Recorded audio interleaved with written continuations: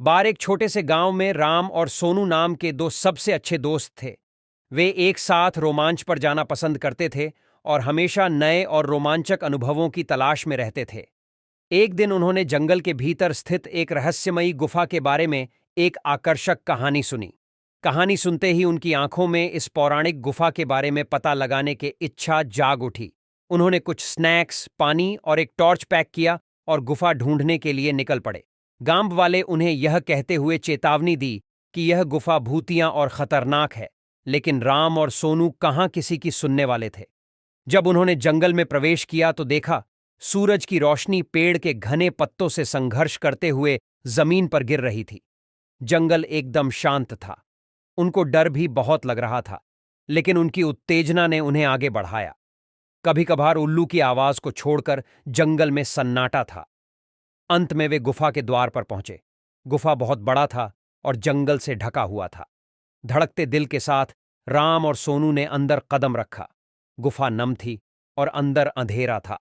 वे दोनों टॉर्च जलाकर अंदर जाने लगे।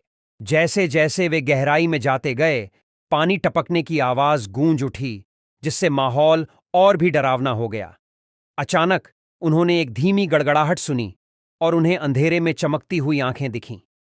वह एक कुत्ता था, लेकिन कोई साधारण कुत्ता नहीं था।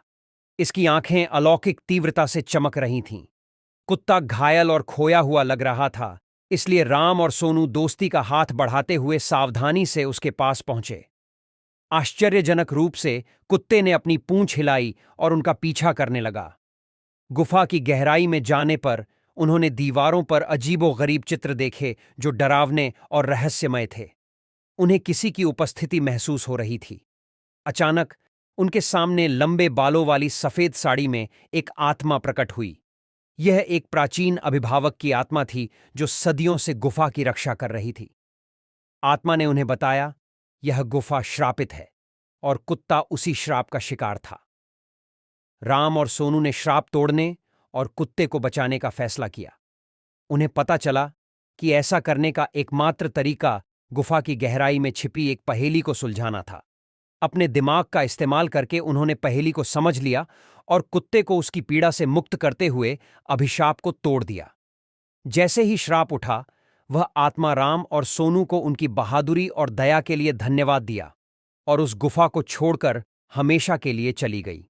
कुत्ता, जो अब श्राप से मुक्त हो गया था, उसने अपनी पूंछ को कृतज्ञतापूर्वक हिलाकर राम और सोनू को धन्यवाद दिया।